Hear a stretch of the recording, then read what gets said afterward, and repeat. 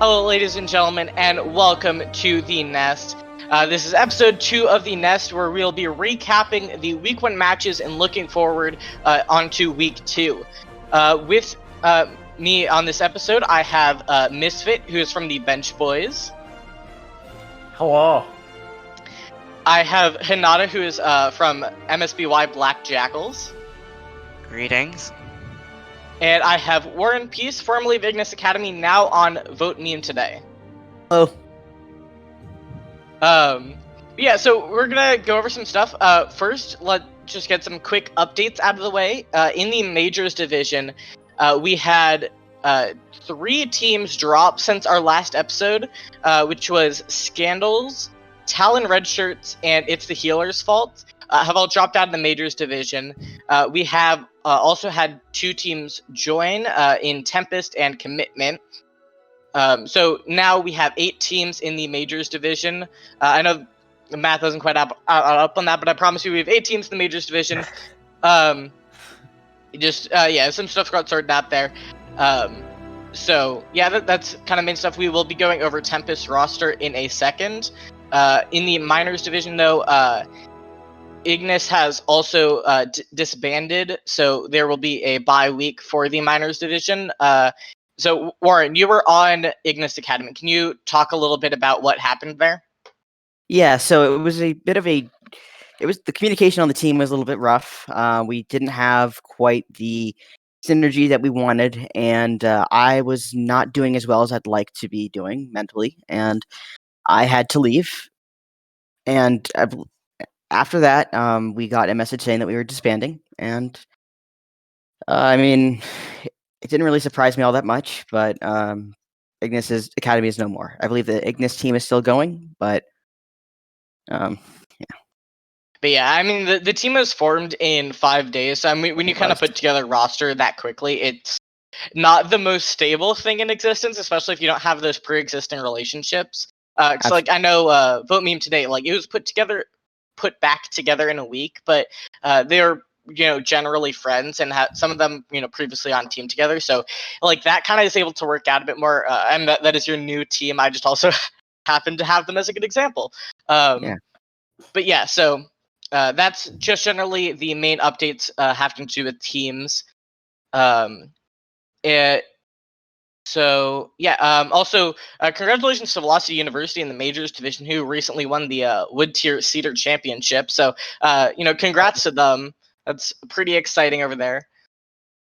But yeah, so now I'm going to hand it over to Misfit a little bit to talk about his Misfit Metric and all the math that went into that. So it may be a bit math intensive, but it's definitely very interesting. So I'll hand it off to you. So I wanted to update the Misfit Metric from the start of the season. I wanted to find a way to make like wins and losses and map diff like impact your score, so that teams could like have a score and an adjustment to their score based on how they performed. And it was a lot harder than I expected it to be. So I had to originally what I wanted to do is have like a set thing for how much a map was worth and a set thing for how much a win or / loss was worth, right? But I found out that didn't really work very well. Because if you have a set score for a map, then like a map that like the number 1 team, let's say like Hyperion takes maps off of Fire Nation for minors, right? Because like according to the Misfit Metric, that's the top and bottom team going into this week, right? If you do it that way, then Hyperion, like maps that Hyperion takes off Fire Nation, it's easier for them to take maps off a team that's that low in the rankings according to the data than it would be for them to take maps off the number 2 team, right? So I wanted to find a way to make it so that maps against your opponent, like the amount a map was worth in terms of SR, was affected based on who your opponent was during the week, right? And how you stacked up against them according to the data. So I created a formula. And the way I did it is I had that a win and a loss counts for a base 15, right? If you lose, that contributes 15. And if you win, that also contributes 15, right? To like win or loss. But then I had to find a way to make maps like work as well. Originally, I had like a set thing for the map, and then I adjusted based off the difference in rank. But I found that if I did that, like all the iterations of that either gave teams like their like rank. You get a set amount for maps based off the team on their rank. So, for example, like a map against Bench Boys, in majors, no matter who was playing them, would count for 17 points because it was just standardized. And if I tried to just do it based off of the difference in rank, then I got it so that like if Bench Boys 3-0'd commitment, they would lose SR, which doesn't really make any sense. So I eventually figured out that if I did it by like number of teams plus or minus difference in rank, depending on if it was a win or a loss, I could create it so that every map is at least worth 1 point and at most worth, I believe, 7 points. And so that way, like you can't lose SR for winning maps, and you can't really gain SR for losing maps, right? There are some weird things, right? So I want to talk about like the whole thing first. So the rules that I had to make were that forfeits count as 0 and that you cannot gain SR for loss or lose SR for win. So because of the way I had to set this up, there are some instances in which teams would have lost SR for winning or gained SR for losing because they had close games with low ranked teams, right? And the reason that happened is because if I make the number, like I had to make the number for wins and losses somewhat low, like lower than 25. That was the original number I used because I found that what would happen if it was too high would be that even though I adjusted the maps to be different based on opponents, like number one teams playing like mid-tier teams would still gain a ridiculous amount of SR for like no reason. So the example that I had, like Hyperion playing, I believe it was, Hyperion playing like MSBY and Miners, they gained like 49 SR if they 3-0 MSBY, which that game hasn't happened yet. It was a theoretical, right? But that's too much. That doesn't make any sense for the number one team to be gaining that much SR. So what I did is I just created a rule where if you have a bad performance against a low-ranked team, it won't cost you any SR, but your SR won't change. You won't gain anything from that win. So that's a lot of information, and it might have been hard to digest. So I'm going to show an example here of something that did kind of happen that's messed with the data. And that would be the Dice Rolls versus Velocity University game. So as some of you may know, Dice Rolls versus Velocity University was a very, very close game. Wasn't streamed, unfortunately. I would have loved to watch it. But Dice Rolls 3-2 to Velocity University. It came down to like last point out of overtime on the last map, apparently. Really intense game. So I did the math, right, based on the formula I used shown in the previous slide, right, where I took, like, it was 3, because that was the number of wins they had, number of map wins they had, times the number of teams plus the difference in rank. So the difference in rank from Dice Roll's perspective is like -5, right? They are -5 higher, or rather, they are like 5 places higher, right?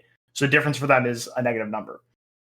So map wins for them, as you can see in like the fourth thing where there's math. This is hard for me to explain. I should have done something to make this a little bit easier. But basically, map wins against Velocity University for Dice Rolls are worth 3, and map losses are worth 13. So if they lose a map, they lose 13 SR, and if they win a map, they only get 3.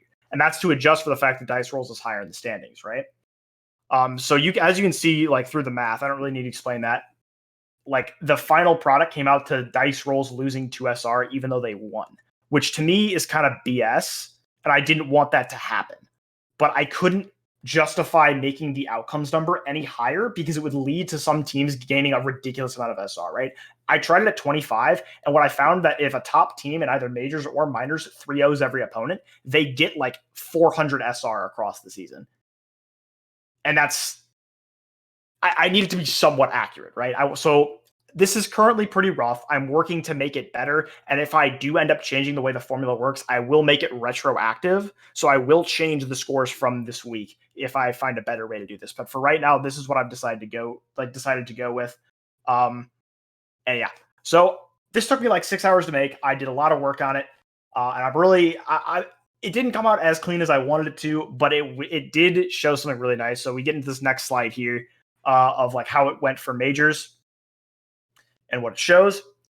And so this is how I basically added everything, right? So I took the starting metric, right? And then I took into account their opponent. All the math was done off screen, but you can see the numbers that were gained or lost for each individual player or each individual team, right? And what we see is like when teams at higher ranks lost to a team that's below them in the rankings, they lost a proportionately like large amount of SR, right? But if a team that was higher beat a lower ranked team, it didn't really affect that much. So the examples I would use is like Bandicoots, according to the data, upset Tempest by 3-0ing them, right? And Tempest lost a lot of SR for that. They lost 45, and Bandicoots gained that 45 SR. But for a game that was like, you know, in favor of a higher ranked team, they didn't gain that much SR. So like when Bench Boys 3-0'd Bandicoots, we didn't gain that much SR from it because, according to the data, that was supposed to happen. Other things that are important to note here, you'll see some ones with zeros. And like we said in the rules section, forfeits don't count as anything because you didn't earn any maps. You didn't earn that win. It was just given to you. And games against teams that are no longer in the tournament, I wanted to make that count for like something. So I only gave them base outcomes because I can't find a way to make the maps for teams that are no longer in the tournament be worth anything. So that's a lot of information. Sorry for just chucking it all at you. This took me a really long time to make. But yeah, this is how it went for majors. You can see the final metric scores, and then we also have a slide that shows the change in metric scores. There's an asterisk by Bandicoots because I was DM'd earlier today by Mr. Crit telling me that one of the pieces of data that goes into the Misfit metric, which is scrim range, they had updated that. So I updated it for them, which put them at a slightly higher position. So you may notice that their SR is much higher than it was beforehand. That's due to a couple things. It's due to the fact that they won against Tempest this week, which I increased them quite a bit, and the fact that I had to redo their Misfit metric to adjust for the new scrim range. So yeah. So as you can see, these are the changes from last week. Tempest drops down 2 points.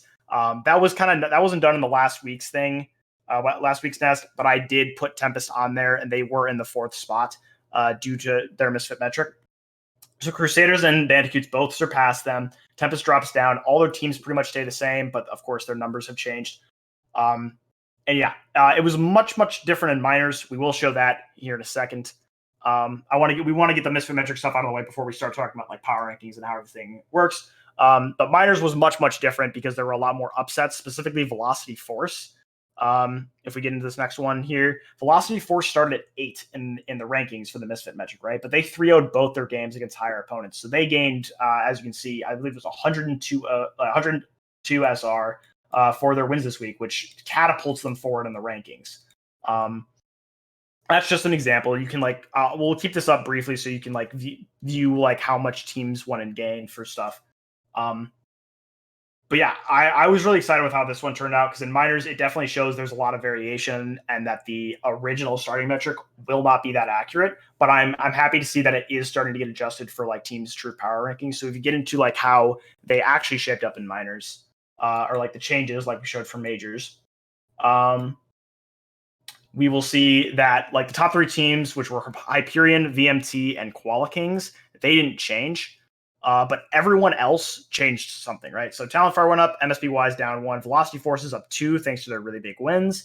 Road Warriors down 1, Fire Nation up 1 because they had an upset victory over, I can't remember who off the top of my head. I guess I can go back and check. Yes, they had an upset victory over Road Warriors, so they got catapulted up. And then Kraken Skulls drops 2 because they dropped 2 games. So as you can see, based on all the information that I have just thrown at you with no remorse, the Misfit metric is going to update itself based on wins and losses and the power level between opponents. So upset victories will get teams a lot of SR, and like expected victories won't give you that much. So I'm hoping that by the end of the season, the power rankings accurately match what the Misfit metric shows, but I don't know yet. I've really enjoyed doing this, and I hope this can get easier going forward because this week was a lot hard. I was up very late last night doing all this. It was a lot of hard work, but it was very fun, and I'm excited to keep doing it. So yeah, that is the updated Misfit metric for this week. If you have any questions about how it worked or anything, feel free to DM me on Discord and I'll explain it to you or talk about it. If you have suggestions for how I can make the formula work better, because I am not that good at math and there might be a mathematical way to make it work better, please tell me immediately. Please. Thank you. All right. Yeah, that's going to do it for the Misfit metric segment. Thank you all for that. I really love doing this. It's a lot of fun. But yeah, so we are going to bring it back and start kind of having a discussion about these majors teams. Once again, thank you to Misfit for doing all that math. That is a lot of hard work, and I'm really excited to see how that ends up shaping up as we go throughout the season. But yeah, so let's start getting to the majors teams. Sorry. We were supposed to go over Tempest. So let's start looking at the Tempest roster, which is the new team that joined, the one team you've not been able to go over the roster really yet. We don't really know anyone on this team, although they have had some of their some of their matches get streamed. Yeah. So we've kind of been able to learn a bit about them. Yeah, so I was one of the casters for Tempest's game versus Odyssey, and they looked a little bit rough, but they have some bright spots. So, for example, Fire Triangle was a DPS player, was really really good on the far. Odyssey had a tough time dealing with them for a little bit. They got to figure it out toward the end. Obviously, this map did end in a 3-1 victory for Odyssey. But also something that was like kind of surprising to me is that Tiger is their highest ranked player at like 3.5 was his sign up like peak. So that's like a really high SR, but he had to leave like right away. Like he was only there for the first map, which was I believe that was a really close map between Tempest and Odyssey, and he had to leave like right away and have Phaedron come in. And obviously, like I don't know what it was for. It might have been because that was planned or something else, but I do know that Tiger left the game as soon as he was taken out. So I have to assume that it was due to the fact that he had something else going on or like something happened that he had to leave. So I don't think we've seen Tempest at their full power yet. I'm excited to see what this team can do. Obviously, Evelix and Angelic are both pretty high ranked players, so I expect to see them do good things with this team. And I'm excited to see how they shape up against the rest of the competition in majors. Yep. So I'm excited to see Tempest moving forward. So let's kind of take a look at some of the match records we had this past week. Obviously, Bench Boys doing really great, getting 2 3-0s. Dice Rolls having a pretty strong performance against the Talon Red Shirts, but having a really close game against Velocity University, who got 3-1 by Crusaders on day 1. So Yeah. I will say I was able to talk with one of the Velocity University players, and apparently they were having a couple missing people for their game against Crusaders, and now that they have finished with their other tournament, they're thinking that they're going to be able to put a lot more focus into Owlet, and we'll be improving.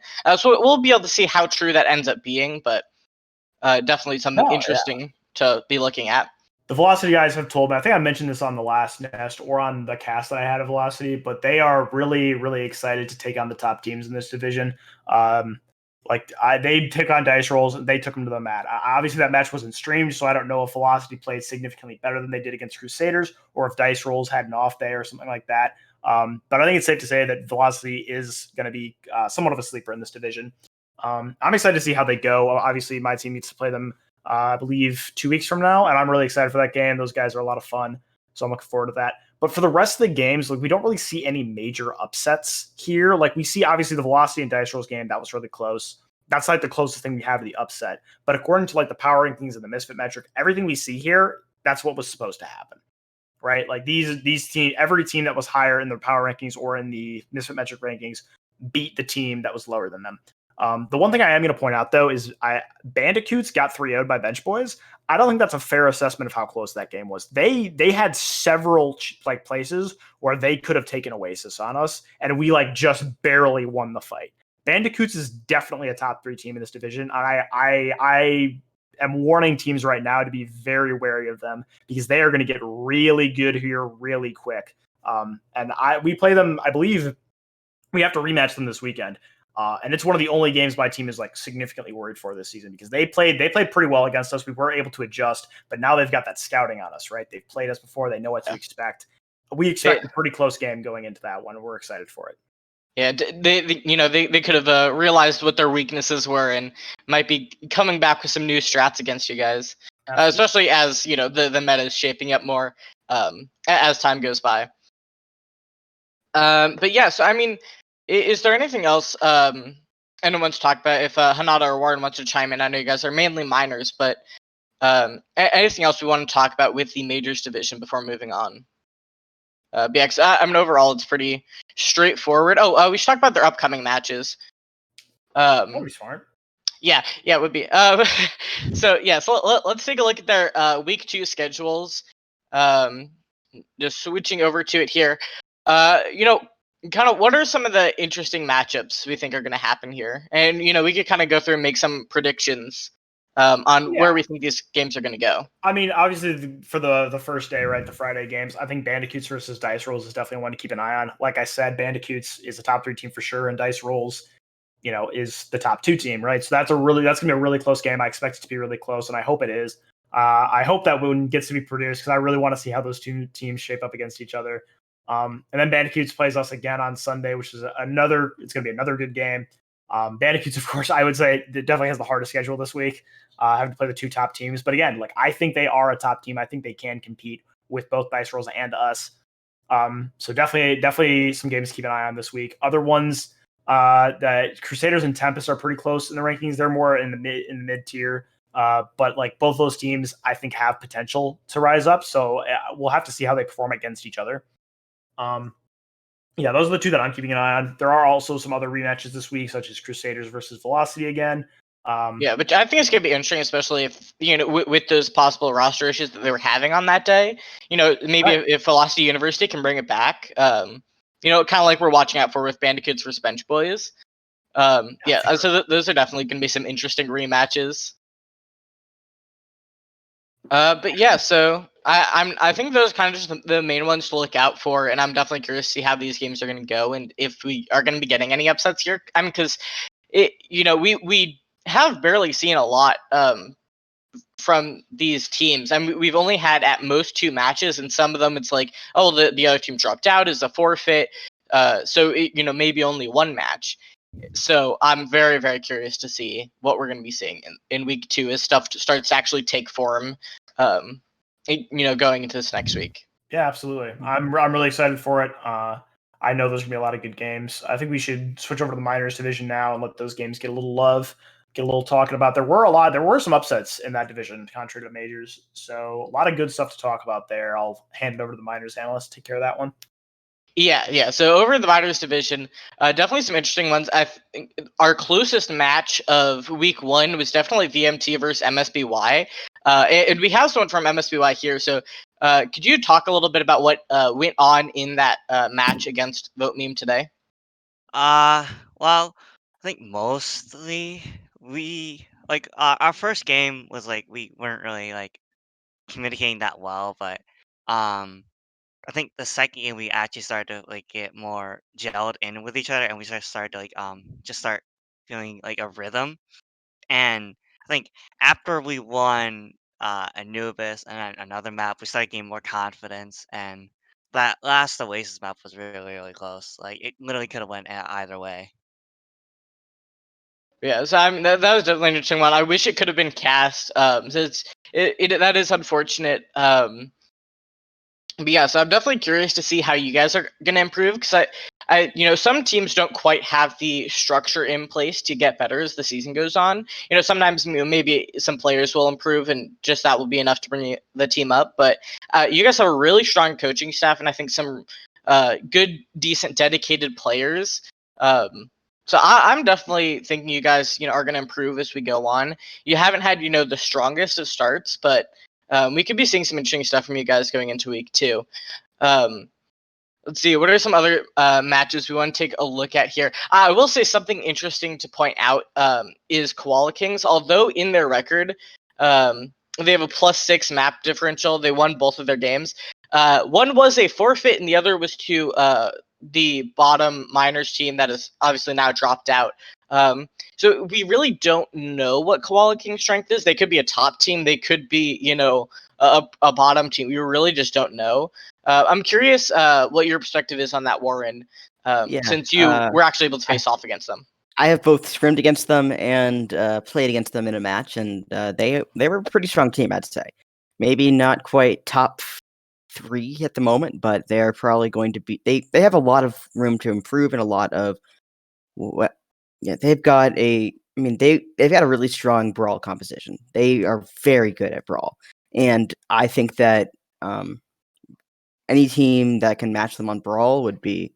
I mean, I'd love to see them go head to head on brawl, but I'd be interested in seeing what happens with the new meta with them, whether with the Hog Zarya, how that works out for them. They had some strong DPS players. They had some strong support players, strong tanks. I'd say anything's possible. I'd be interested to watch their next matches to see exactly what happens. But so I don't really have a good comparison against a top team or against a solid mid team. Yeah, for sure. It's kind of looking into who our top teams in minors right now are. At least, kind of from what I'm seeing, is Hyperion, Velocity Force, and Vote Mean today. I'm curious if you guys have any disagreements, any other names you want to throw in there. But but I think Hyperion's looking the strongest. They had a really good showing in preseason. They've had a really good showing in the regular season, although we haven't seen them go against top teams. Or other teams we kind of consider in like the higher contention. Fire Nation has won a game, so I guess they are kind of in that mid-tier range with their win against Road Warriors.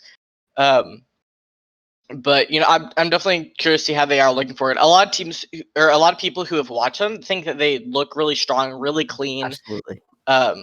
Yeah, so I think just kind of from watching them, you can tell they're a top team. Velocity Force obviously has also had a great showing, 3-0ing Black Jackals. I was able to cast that one, and while you guys did put up a fight, it was kind of rough at some points. And so I think that's a pretty confident 3-0 from Velocity Force. Wasn't able to watch the Road Warriors game, unfortunately. So I definitely think we have to kind of put that one at top. And then Vote Me today also having a really good showing, although they did have a close game against Black Jackals. But so we'll kind of have to see how that forms up later. So kind of what are your guys' comments on like the top teams? So I'd say the Velocity Force is going to be one of the teams to beat. I think that they're going to be top 3 or top 4 at least. I mean, they were looking very strong against Black Jackals, and I didn't get to see their game against Road Warriors yet, but honestly, their main tank was just so dominant and backed up so amazingly by the rest of the team that I'm a bit of a fan of. Yeah, I'm a big fan of their main tank and the rest of the team as well. But yeah, really excited to see what they do. I really want to see Hyperion versus Velocity Force. I want to see how that goes, and and I also really want to see Velocity Force and Hyperion versus, of course, Vote Me today. I'm the new member. I'm gonna be sort of sitting on the bench for a little bit, and maybe I'll get in, maybe I won't. But I want to see what we can do against them. I really do. Yeah. I was just gonna mention something, and it absolutely slipped my brain. Oh, no, it's not your fault at all. I think something that's gonna be interesting is my brain is just fuzzing out right now. Is the new meta. So I was talking with Hanada before this about what Black Jackals is gonna be looking like. Because the two main compositions right now, and I say two main because obviously there's the Zarya Hog, but it's minor, so you get a little bit more variety. So Double Bubble I think is still gonna be relevant.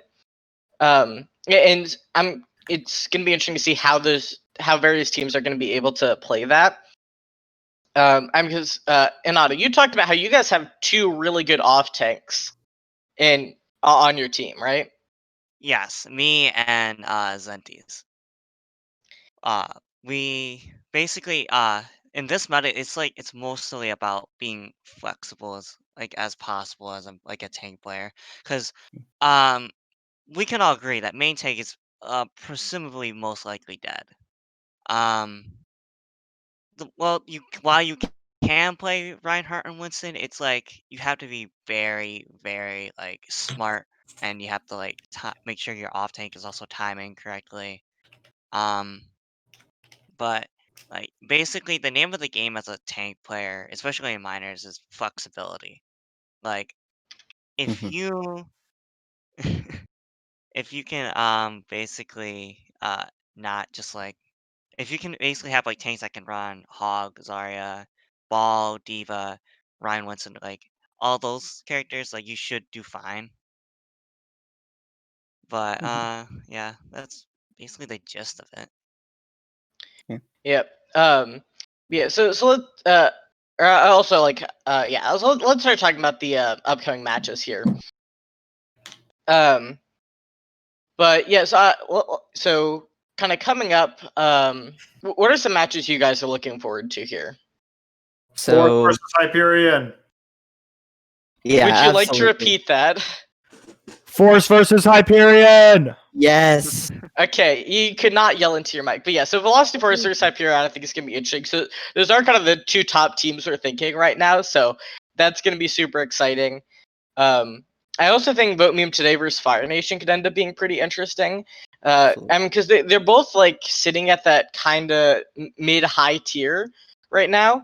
At least from the little bit I'm seeing. So I think that'll kind of help define who's on top there a bit more, and give Vote Meme today a bit of proving ground, to show whether they're a top team or not. I think Koala and Hyperion, that's really interesting me because if Koala wants to make a splash right here, that'd be the game.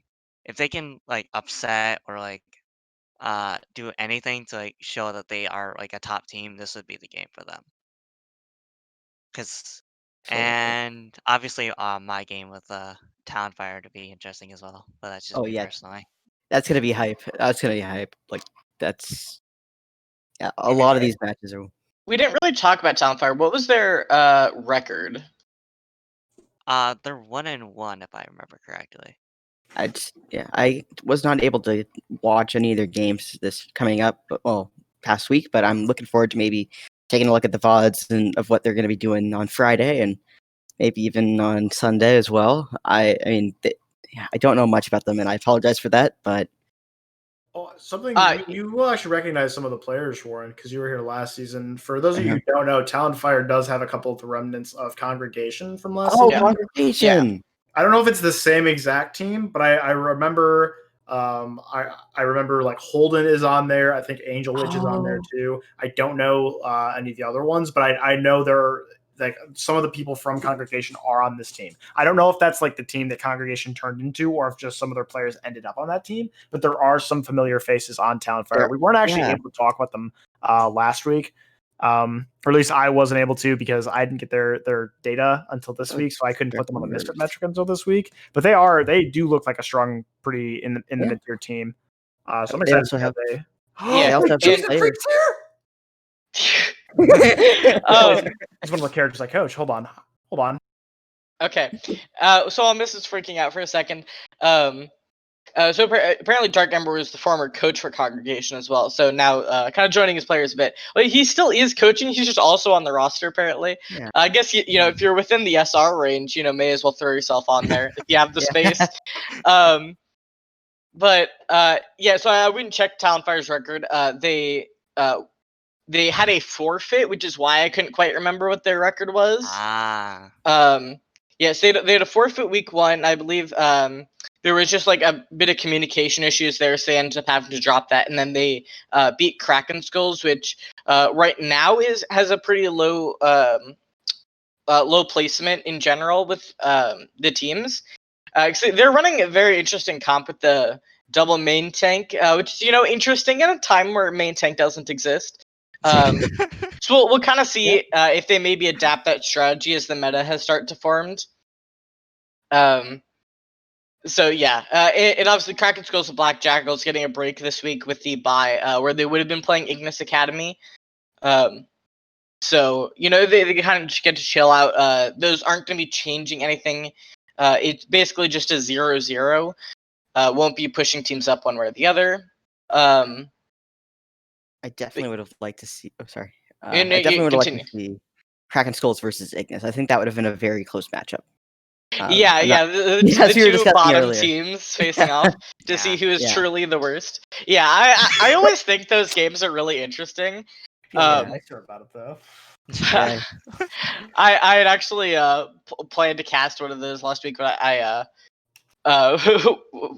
couldn't due to scheduling.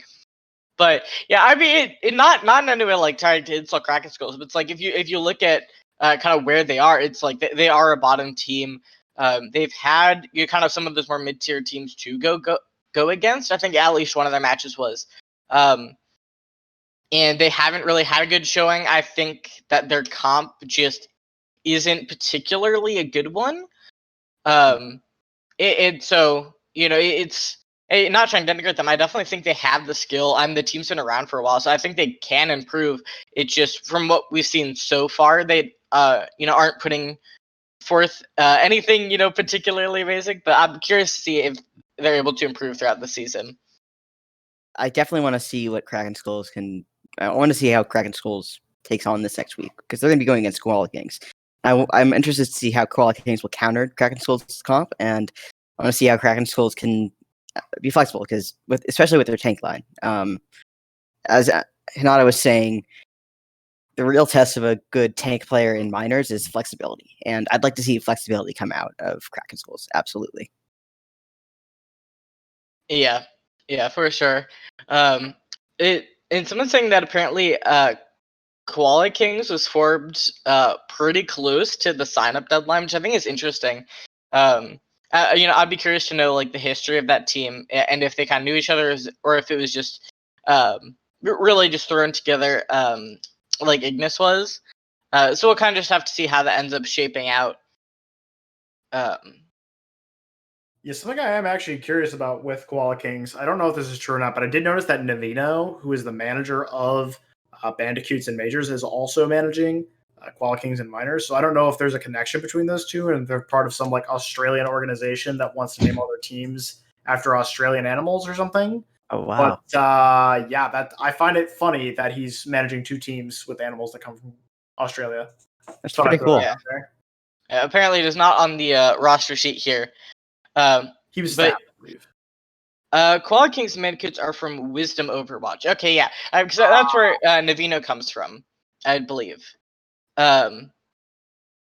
So okay, apparently someone says he's not the manager of Koala King. He's on the team card. It says he is, or like Okay. in the server, and it's one of the two. Hold on, I I do can know make there's sure now. I do know there's like one or two people who are managing two teams.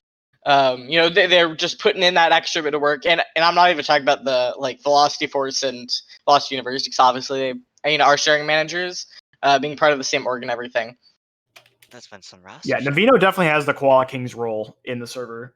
So I don't know. I guess I don't know why he has that. That's all I'm saying. I assumed he was just manager of both because he has a manager role, but maybe I don't know what I'm talking about. Who knows? Yeah, So I'm don't think there's much else to talk about, going forward or from these past matches. Is there any kind of last things you guys want to talk about here? Hmm. I think mostly it's like I think I expect big things from uh the Fire Nation, Velocity Force, and Koala Kings. Mostly like because this week you see this week and next week is like the weeks that decide like who are the top teams and who are like the bottom teams. Um, Absolutely. because this week is redemption week for most teams.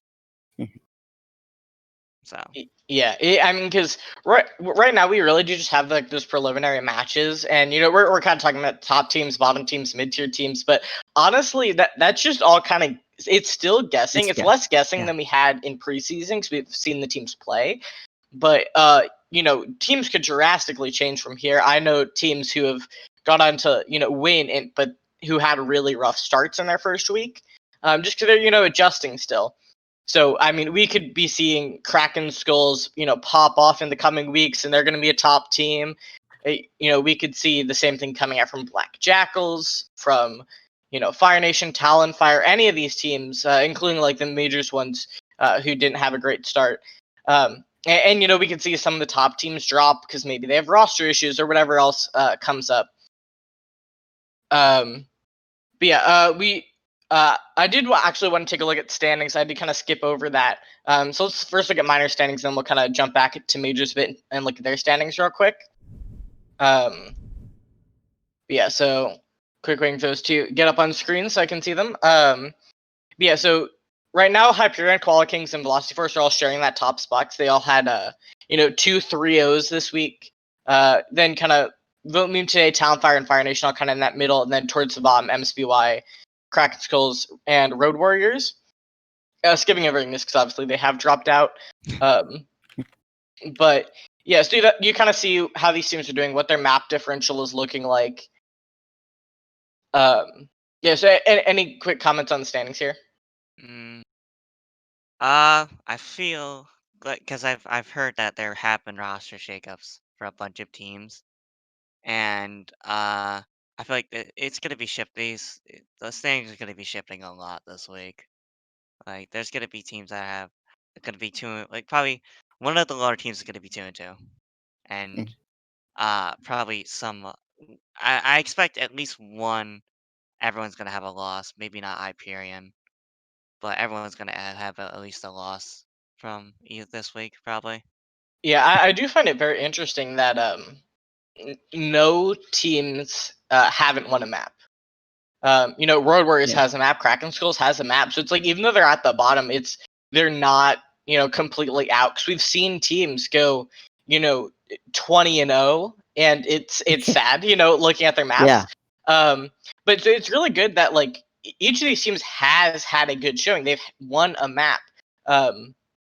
I don't exactly know the circumstances of any of those maps, but it's like that shows signs of life and shows that these teams, obviously have potential there. They're still close with all these other teams. And I think some of those were even against teams that are much higher on the standings. So definitely things are going to be interesting in minors. So I'm really curious to see that. Let's shift back over to the major standings here and kind of see how things are shaping up over there right now. We do obviously have Benchways at the top with their 6-0, but Odyssey and Dice Rolls have both lost maps, so it's not quite as strong at the top, except for Benchboys obviously has been doing really well, and those weren't against bad teams. As Bandicoots and Crusaders, both teams that have been looking pretty good. So definitely kind of a strong contender there, and then as we move down, Bandicoots Commitment. Both tied for fourth. Tom Richards has dropped, and kind of into the lower ones with Crusaders, Velocity, and Tempest. I know I said Crusaders looking good. They're down there because they did receive that 3-0 from Bench Boys. But so yeah. I do want to talk about this for a little bit. I don't think the standings like really are going to be that accurate yet, because of course like there were differences in schedules. Yeah, for instance, like Commitment, I believe they were one of the teams they got the forfeit win against Healer's Fault, and I'm not saying that they wouldn't have 3-0'd Healer's Fault anyway, but like in my opinion, forfeit wins don't really like stand out to me. Like they in my opinion, they don't really count towards the standings, because you didn't earn that win. You didn't earn those maps, right? You may have won them anyway, but there's a reason we play the games, and it's because you need to take those maps. You need to take that win, right? So in my opinion, I still don't believe like Commitment is that high. They need to prove it to me first. Bandicoots, I believe, is still like lower. Obviously, they kind of got, this is going to sound cocky, but they kind of got screwed playing us first week. But I definitely think that they have a chance to beat us coming up on third game on Sunday. And moving forward, they still have a really difficult schedule ahead of them, but like this is proving grounds for Bandicoots. Like if they win their games this week, they are definitively a contender, right? And even if they lose both their games, if they lose them close, they're still a contender. Yeah. So Bandicoots is definitely a team to keep an eye on here. Odyssey's another team I want to keep an eye on because they're high right now, but I kind of felt like they looked a little sloppy in their win against Tempest. So I want to keep an eye on them and see how they progress going forward. Mist obviously is a really, really talented player. Same with Zim82. But there's certain things about the way that they play that they need to get figured out before I can definitively be like, yeah, they are the second best team in the thing. So yeah, I hope the standings probably will even out a little more as we get into more weeks. I'm excited to see how this week will affect those standings. Yeah, I mean, right now in both divisions, we have teams who are like exactly tied. I find it very interesting how the majors ones are tied at 0. It's like they are perfectly even. They are doing okay. Like, yeah. It's just like, hey, it's a safe place to be. I mean, obviously you like to be positive, but you're not negative. You're at a very neutral space. You can, really go either direction from there. Yeah, for sure. Yeah. Also, I'm keeping an eye on Velocity because, of course, they had that close loss to Dice Rolls. I mean, if you're going to contend with a team like Dice Rolls, with the coaching staff they have and the players that are on that team, that's definitely a team to watch out for us. So I don't know if they're that low yet. Like I said, I don't know if I can justify like projecting them any higher yet because, of course, the team above them is Crusaders, who they've lost to. So I do think they are currently still in the lower half of the league, but they definitely have the tools that can take them into that upper echelon of competition in the majors. I'm hoping to see more of them. I like the guys on those teams. I'm excited to see what they pull out. They're definitely another team to keep an eye on, especially considering that they get to have that rematch with Crusaders. Yeah. But yeah, so in general for both divisions, it's, this is all preliminary. There's still plenty of chances for things to change.